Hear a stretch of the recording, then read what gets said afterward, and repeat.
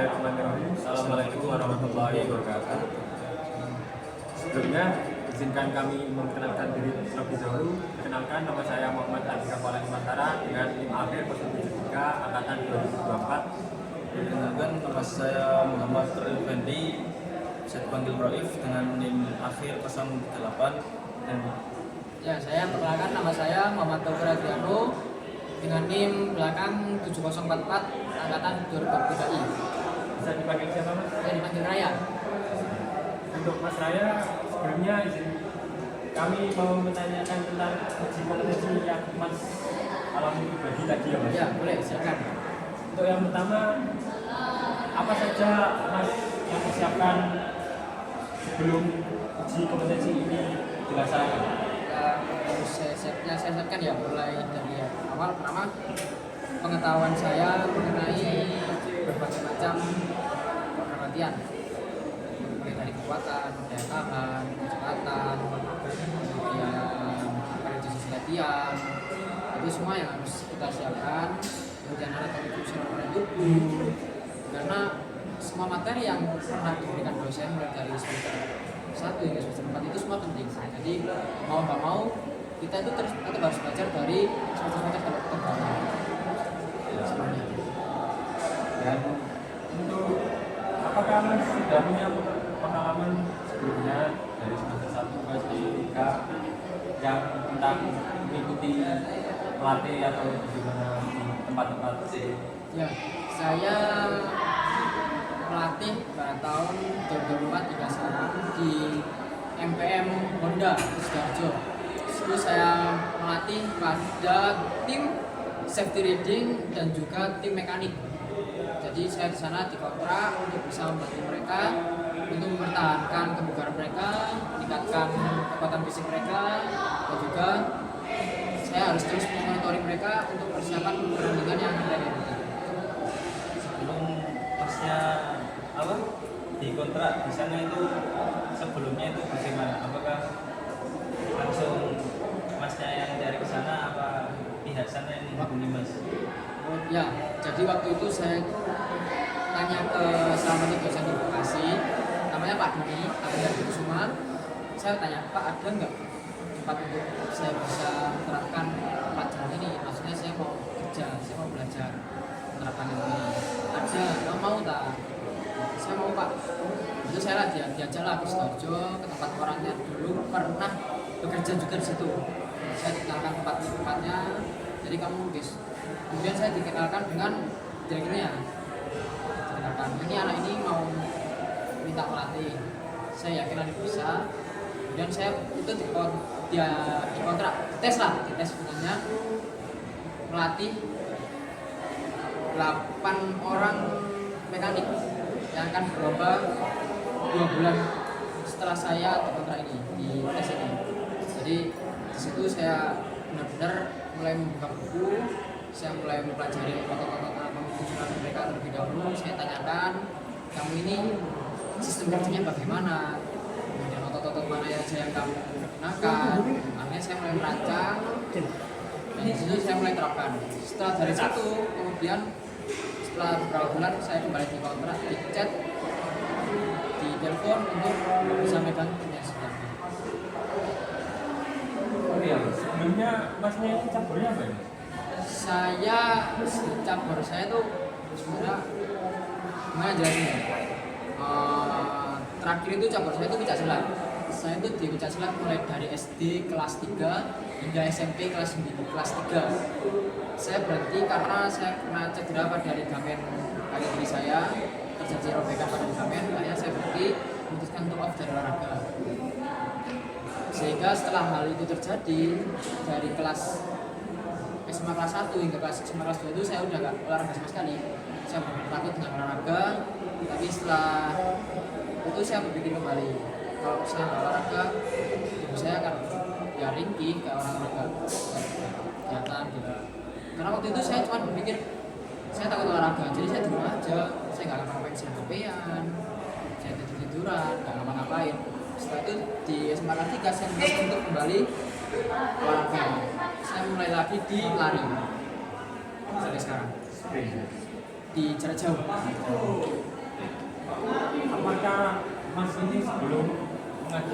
magang di Sidoarjo tadi itu apakah Mas sudah mempunyai lisensi sementara? Waktu itu untuk awal ketika tes saya belum. Kemudian saya tanya ke Pak Tutur, Pak, kapan saya bisa mengikuti pelatihan ini? Pak Tutur bilang ada berapa bulan lagi akan diadakan. Setelah itu saya antusias untuk mengumpulkan uang saya, lalu saya bulan Pak Tutur saya mampu. Karena menurut saya sertifikat ini itu sebagai penguat kita. Karena misalnya kita tanyain, kamu pelatih fisik nih, ya kamu bagus, tapi dasarmu itu apa? Jadi kita bisa menentukan. Saya pernah mengikuti pelatihan fisik satu nasional dan saya tidak di sini. Jadi saya bisa menerapkan nih, kalaupun ada salahnya, itu kita juga bisa belajar, kita bisa menentukan. Itu saya itu suka menerapkan ini, prinsip Kaizen. Jadi di mana kita itu terus memperbaiki diri kita setiap harinya itu. Meskipun perbaikan itu sedikit, kita akan terus berkembang menjadi orang yang baik. Ini untuk uji kompetensi yang barusan ini, Mas. Ya. Untuk bisa spillkan Mas pertanyaan-pertanyaan sebagai wawasan kita untuk depannya, mungkin Kasih bocoran berarti ini saya. Iya, kasih sedikit bocoran. Ya. Latihan persiapan yang pertama. Direktur itu akan menanyakan, ada 3 orang yang akan menetes kita, direktur, pelatih utama, pelatih fisik. Direktur itu akan mempertanyakan kita global mengenai pengetahuan kita dalam olahraga. Jadi mau nggak mau kalian harus belajar mengenai apa sih olahraga, apa seperti itu. Kemudian di pelatih utama itu sudah mulai masuk spesifik ke cabur yang kamu tuju. Cabur ini itu seperti apa, sistem energi yang digunakan untuk apa, terus tujuan di sini itu apa, seperti itu. Dan di pelatih fisik ini yang paling utama, kalian akan tanyain program latihan kalian itu seperti apa. Apakah program latihan kalian itu berefek ke atlet atau malah menjatuhkan atlet tersebut. Dan pengetahuan kalian mengenai anatomi fungsional itu juga sangat Anatomi. ya. Berarti ya Mas, sebelumnya itu di semester mana yang diajarkan tentang, kan kita tadi ada bagaimana latihan aktivitas fisiknya di sini. Di semester 2 saya diajarkan latihan kecepatan dan gerakan. Di semester 3-nya saya diajarkan latihan kekuatan.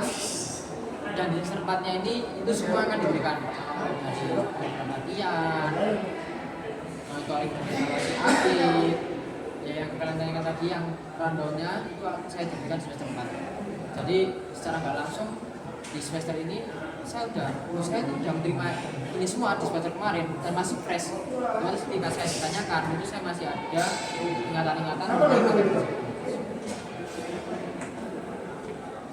Berarti ketika Mas uji tadi Masnya buatnya itu dari kapan? program latihannya. Iya, program latihan. Program latihannya kan tadi itu saya diminta untuk 1 mikro itu 1 minggu. Jadi ya karena kan saya kan maunya itu tadi di grup lari. Pertama karena saya nggak tahu kondisi atlet saya gimana, saya menyesuaikan dengan yang pertama yaitu saya buat alat adaptasi aja. Karena di lari ini saya pilihnya yang jarak jauh, otomatis kita tidak misalkan di data atau data dan data jantung atau data kardiovaskular.